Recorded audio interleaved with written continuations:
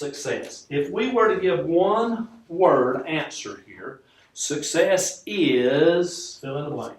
Independence. Independence. I spelled it wrong. Accomplished. Accomplished. Okay. Would you say success is a big buck and a bunch of ducks, a large fish, or a bunch of tails? Bringing home the meat. Bring home the meat. Depending on what meat you're after. That's not really one word, but okay. Meat in the freezer. How about success is meat? Now that's one word. Does that satisfy you? That's Okay. Success is, fill in the blank. living. Living. Okay. Health. Yeah. Health. Yeah. Would you define success in a hunting and fishing and an outdoor adventure? Success is, and it's not one word either, Clay, but success is getting to go.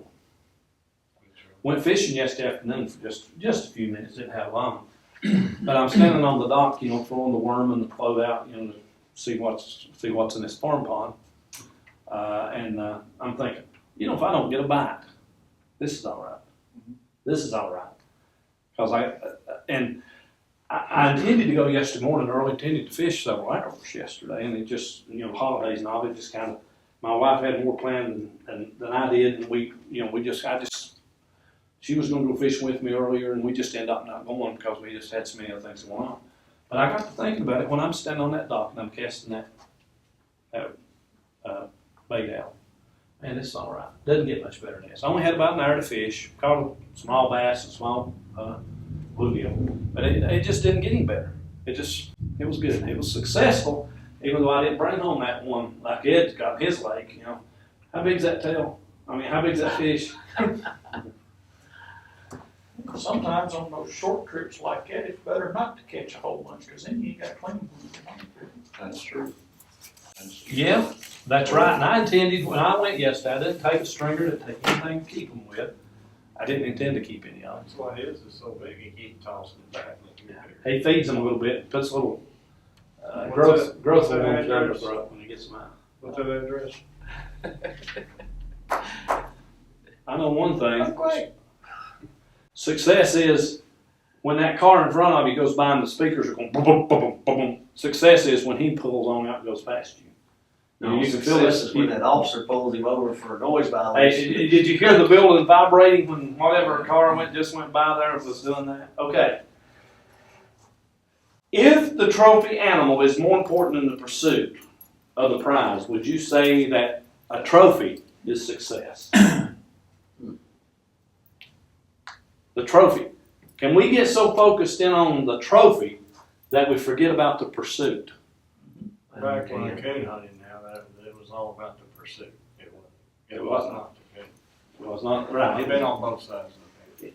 Right. Now, sometimes some people, the only thing they will shoot is a trophy. And they'll hunt, and that's the only thing they're willing to shoot. I'd be in trouble if that's all I was doing. Well, they did a trail camera picture of I learned a long time ago, if you want to shoot a trophy deer, to go to Missouri They will or shoot that deer. Illinois. Okay. If you, Well, you know about that. what's that? The- I didn't hear him So say. you're taking a trail camera picture of a deer and deciding that's the only deer you'll settle for all year? That Yeah. one that you was talking about? That one that I was talking about a couple weeks ago. Gave up the whole season for it. Well, today we're going to talk about high and dry. And Charlie's subtitle of this is Redefining Success. And the purpose is learn to appreciate the pursuit as much as the prize. Priceless moment. He said, I've often been amazed at the simplest idea to frequently enjoy the greatest success. Take the word priceless, for example. Now, when we say the word priceless, what comes to your mind? Can't be bought. Can't be bought. Priceless, can't be bought. What else? Incapable of assigning a value to. Incapable of assigning the value to. What, you didn't look that up in the dictionary before you came here? Rare. Rare. Right. Not many of them. Okay? No, I just rattled that one. Oh, Okay, what else when we say priceless? What comes to mind? Does that Experiences. experiences, okay? Does the TV commercial come to mind? Where it says, you know, all these things, Oh, and then they say, such and such, priceless. You know? There's a TV commercial that was a credit card company that used that theme. And I'm proud of you guys for not thinking of that first, you know? He says, well, while taking the risk, I want to tell you some high and dry times. Now, when Charlie talks about a high time and a dry time, and being high and dry, have you ever gone out and not killed anybody? We call it a lot of things. I've not killed anybody. I hope you didn't kill anybody. Wait a minute. It was just today I didn't kill anybody. Yesterday, day's first day you know. He's not over Let me rephrase that. That was a Freudian slip. That was a misspoken so word. you got 4 cameras in here? Yeah, I got 4 cameras recording me talking about killing people. High and dry. What do we call it when we go out and do not kill anything? Skunk. Skunk. Zero. Zilch. Goose egg. Goose egg. We call a lot of things. Kill time. Kill time, yes, and time dies a lot where I'm at. Now, see, there's that word again. I want to tell you about some high and dry times that were priceless to me. So is it possible to go out and get skunked, to be high and dry and not get anything, and it still be a great moment? You better be able to enjoy it. Because if you don't, you're going to be a miserable hunter. Change sport. A bad day fishing is better than a good day at work. Yeah, I agree. I mean, like fishing. Yeah, right. A few days ago, he said, I spent a bitter cold 4 days in Ohio. The trip, would, like many others, started with Ronnie Jones and myself packing up for an all-night travel marathon. The trip did not start out dry because the rain poured on us while we were loading the truck with all our gear, as well as every inch of our bodies wet. We hit the road with the heater on high in an attempt to dry ourselves. And when they got further north, it got colder. The farther north they got to Cincinnati, and the snow started pouring down, and like a blizzard was coming. The next day, when they got to their destination, they welcomed 6 inches of fresh powder. The next morning, they had to make a 2-mile trek to the hunting blinds through all the snow. He said, I saw 2 deer in 4 days and didn't even shoulder his gun. Now, that's high and dry, or wet and cold, or that's skunked when you only see 2 deer in 4 Frozen days. skunked. Now, he says this, however, I met a host of wonderful people and immensely enjoyed hunting with Harry, who through the years has taken several good bucks in that area. The time spent with new friends I made, as well as old friends, were simply priceless. While I would have loved to have brought home a big and burly Ohio buck, nonetheless, I am confident the trip was a successful one. So I guess when it comes down to it, guys, when we go out hunting, and Clay and I have gone out hunting ducks and a couple times together, and we've not gotten skunked, but I tell you what, you got a little whiff of it. It might not have been sprayed by the skunk, but it was a little whiffed. But you know, the thing about it is, I enjoyed that, all except for the picture Clay took and put on the big screen at church of me sleeping on the way back home. I didn't enjoy that. Y'all do remember that picture probably. But now, he tells another one here. One Sunday night in September, Doug, Ronnie, and I were loaded and leaving for an elk hunt in Idaho. We were staring down a 2,750-mile trip each way. Wow. They drove for 34 straight hours, stopping only for food and fuel and bathroom breaks. Oh, wow. That's a long trip. If we added all the money the 3 of us spent, it sure would scare us. Yes. My wife used to tell me all the time, why don't you just go buy beef? You can buy beef a whole lot cheaper than all this money you spend hunting. She's right. But I would not have the experience. You know, going to the grocery store is not overly exciting for most men. Would you not agree? But anyway, nonetheless, after hunting 6 days, he had 2 rabbits and 1 squirrel. Now, this is a trip of a lifetime to Idaho. It don't matter, the beauty is where The beauty. you don't gotta have anything. The year I went to Colorado back a few years ago, I wouldn't trade it for anything, even though none of us. Charlie talks about here that he got to attend a church, and when he said when I got back, he said everybody kept asking me, "Did you do any good?" And he said, "Yes, I did good because my idea of success on that trip was not killing. He said, they brought back a 6 for 6. We went and didn't bring back anything except memories. But how do you define success? Is success defined with only bringing home a trophy animal? I say not.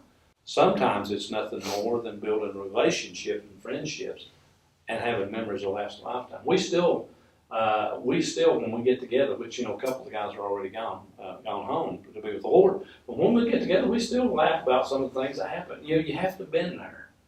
And they were funny in the moment. You laugh about them now. Everybody else you tell them, they think you're crazy. But success is not defined. He said, I'm confident anybody reading this can relate to that because all of us have gone out and come back high and dry. No success at all. But yet we made memories. Day in the woods or a week-long trip might not have produced many tangible results that you will not view as wasted and unfruitful in your life if you have built the relationships. He says, I'm not a trophy hunter. I am a meat hunter. And a lot of people go out and hunt meat. The old joke about turkey season is you can't eat the beards and the spurs. So if it's got a beard, it's edible because you can't eat the beard and the spurs. Psalm 46. What is one of the purposes of us going outdoors, guys?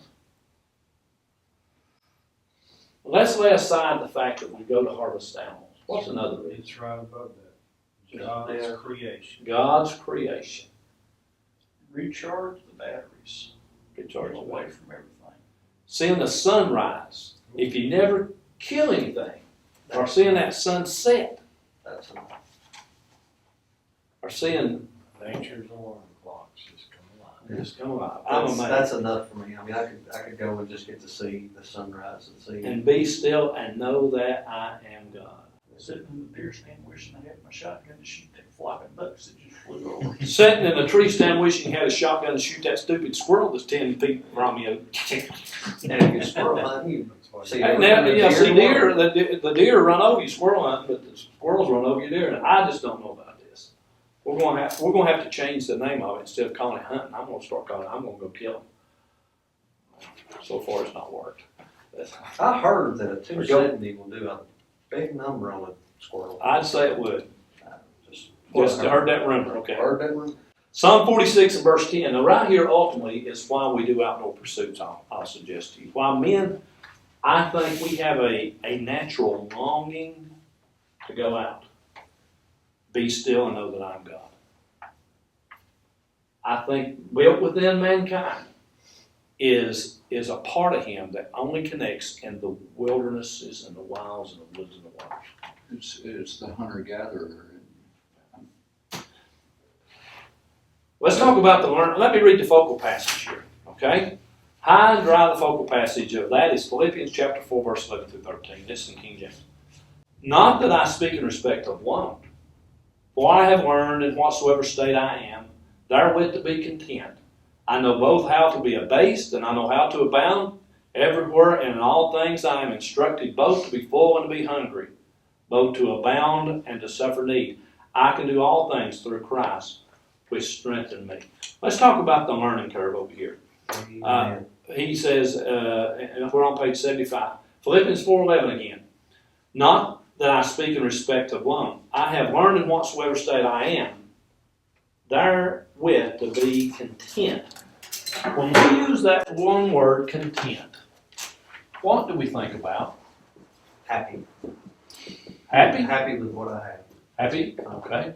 We did not say you could only use one word this time, did we? So happy with Satisfied. Yeah. satisfied. What are we putting into context? You don't have to. You can use more than one word. Oh, Content. I didn't say I was smart. But context. Context of content. Context. We're putting something in context. What when we say the word content, what else comes to mind? Humble. I mean, you're just Humble. Okay. Well, there's no wrong answer here, even if it is wrong. At ease. At ease. Humble's not wrong. content is being okay with not harvesting a deer when you go. Okay, That's what we've been talking about. It's, you went for the hunt and you're okay with it. The experience Yeah, was, You're content with the Contentment is- experience, you're. the experience was good enough. okay. What else?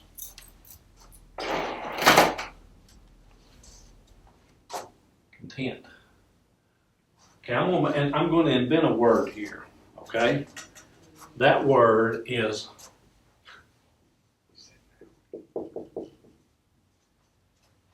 lustless. Probably not a word. Not wanting, Lustless. Not having that lust for X, Y, Z that we think will bring contentment. Okay? Not having the wantingness. So you said not wanting? Okay.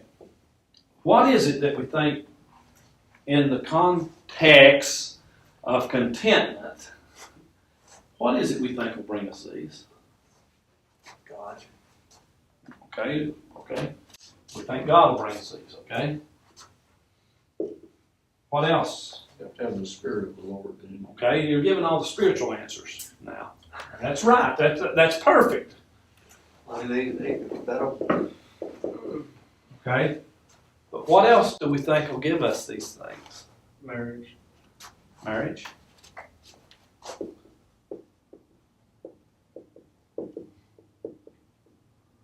And in some cases, a job.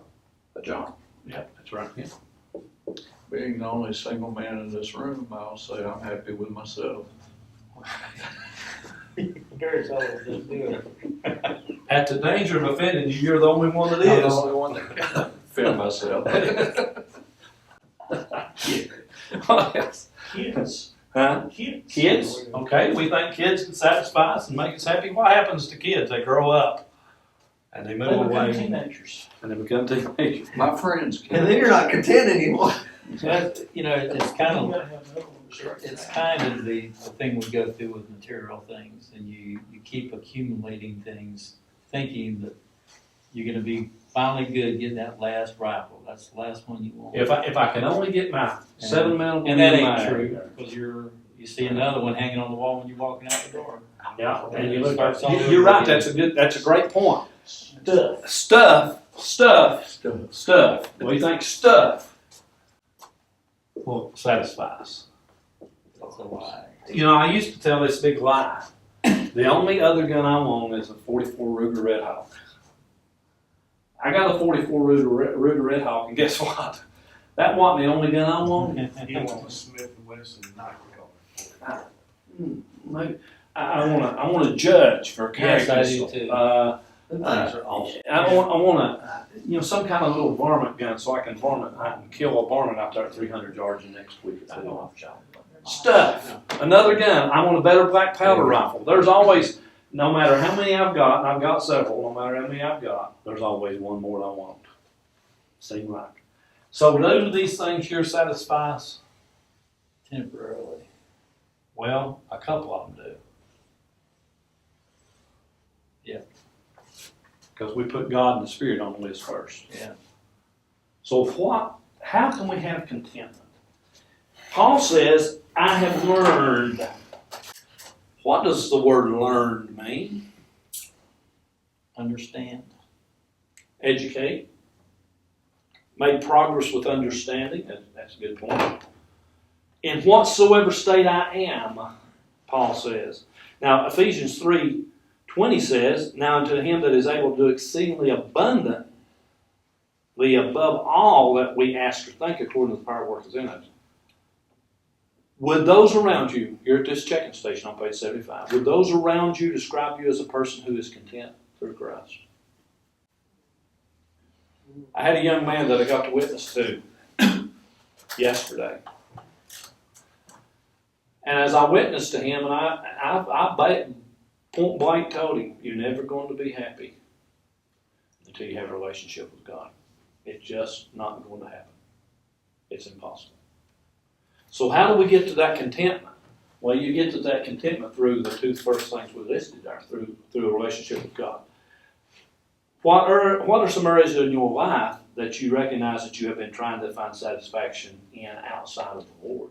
Is there something you've been trying to find satisfaction in outside of your relationship with God?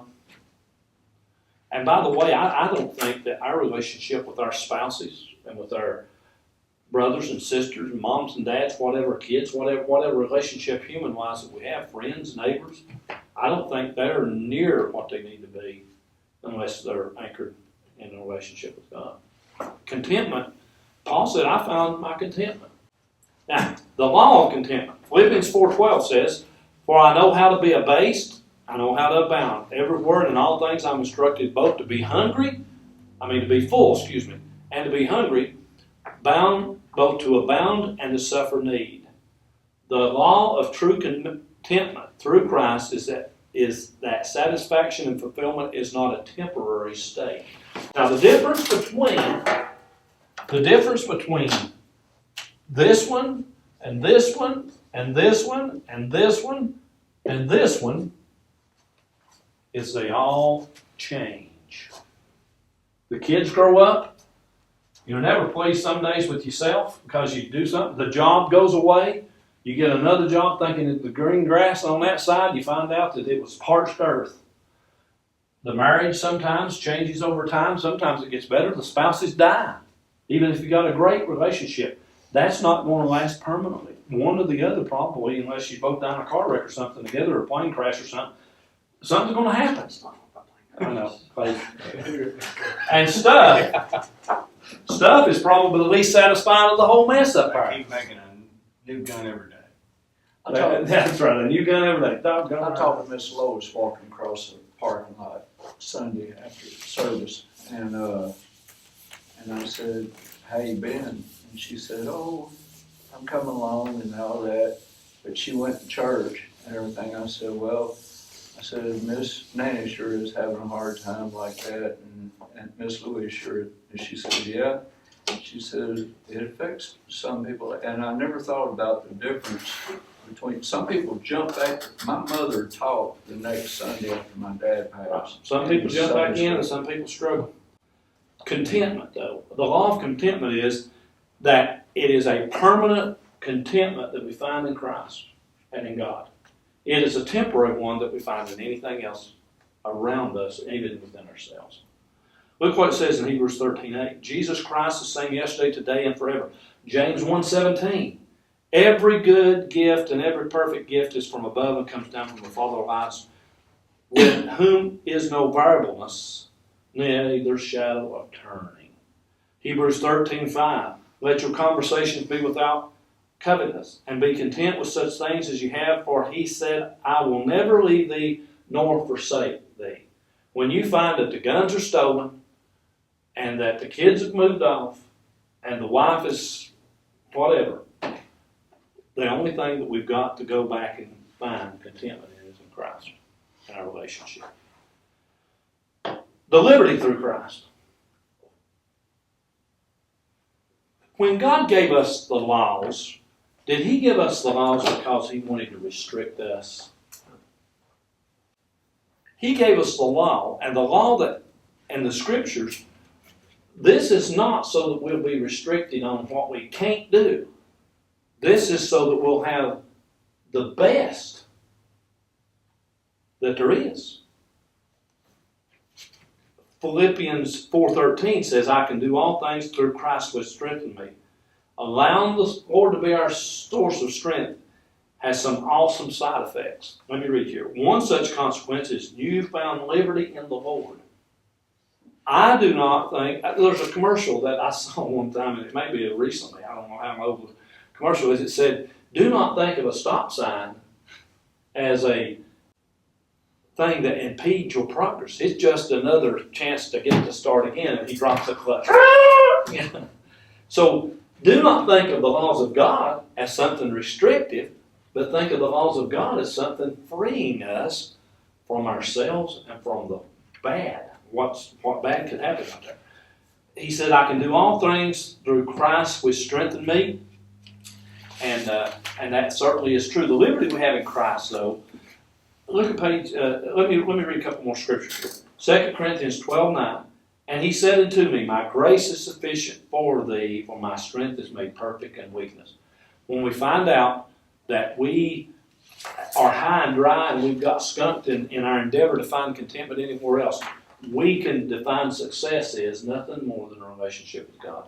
There was a sign one time, and it may have been a picture made somebody, it showed a rope set. When you get to the end, rope tie knot and hang on. May I suggest to us that when we get to the end of our rope, turn loose and let him have it. Because our problem is we keep hanging on. Keep hanging on. Psalm 23, verse 1 through 3 says, the Lord is my shepherd, I shall not want. He maketh me to lie down in green pastures. He leadeth me beside the still water. He restoreth my soul. He leadeth me in the paths of righteousness for his name's sake. How should the can-do through Christ mentality affect us? If we can do something through Christ, how should that affect us? Take away our fears of trying new stuff. Things we maybe we're not, something we have a talent for. Right. Takes away the fear. It should encourage us to do things beyond our ability, beyond our strength, like Clay getting on that plane for the first time going to Haiti on a fishing project. That is just one way ticket, right? Okay. First time on a plane? First time on a plane. Hold your feet up. Take some of that. It's the noise that bothers you, nothing else will bother you. No, that shaking and then the wings are doing that. It won't bother you. I like when the plane drops about 200 feet. Yeah, that's fun. Everybody- Just like a roller coaster. Yeah, everybody starts floating around in the room. That's why you wear your seatbelt, because when you see people's head hit the ceilings, no, don't worry. That weightless thing. Boy, with friends like y'all, who needs enemies? No problem. Okay, here's some things here. What are some things that you're facing that you realize you can't do on your own? Everything. For Steve right now with his back, it's getting out of bed, right, Steve? Sometimes. Everything. One more question. Remember, he says that we, speak in respect to one, Paul said, I've learned to be content in whatever state I am. Success is not defined in things and more things and bigger game and getting your limit. And it's easy to get caught up in that and not enjoy the pursuit and not enjoy the relationships that we have. So if you take me hunting or fishing with you, we will enjoy being together whether we get anything or not. And I told you this before, I'm like a magician. I can make things disappear. The ducks and the geese and they disappear. Turkey. I'm hoping you find your magician book and start making things reappear. Number 5, on checking station, and let me down on page 78. Question number 5, what are some things that you could do in order to help others see that Jesus is the only way to heaven? What can we do as men in our relationship with other men to help them to see that the things cannot satisfy? You want me to tell you one of the greatest times to minister to somebody? Is when they have a perception that they have a need. Yeah, when When they're down and out. when they're down and mad because they didn't shoot anything and they're on the way back to the truck, quote them some good scripture. Well, I don't know if that's the right time, Rob. That's a thought. No, I mean quote them scripture, but you got to be. Well, you know what you got to be. You know what you do? Learned enough in your scriptures. Yeah, but you know what you do? You say, hey, we didn't kill anything today.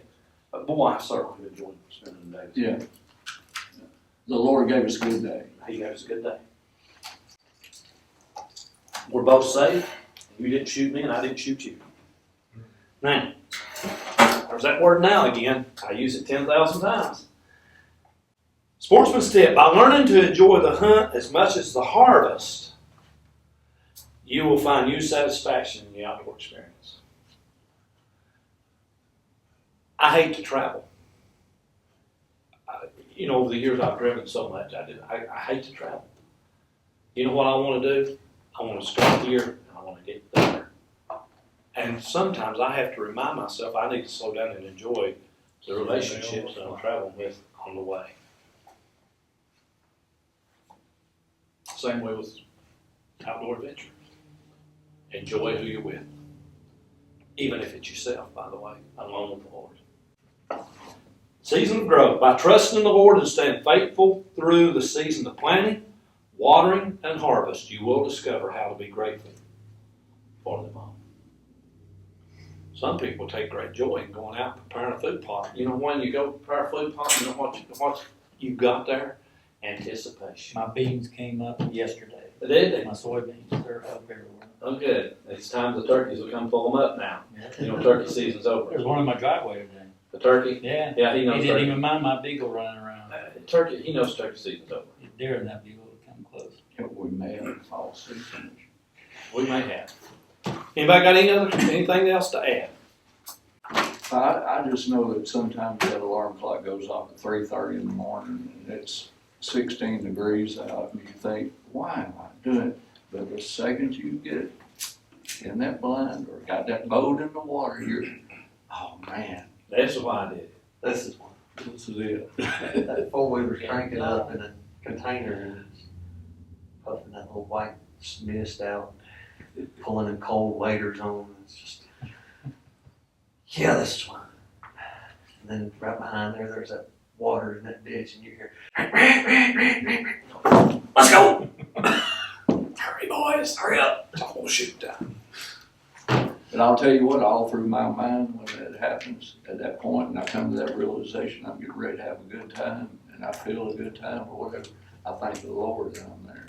Right. I think we can learn more contentment and enjoyment in about every avenue of our life.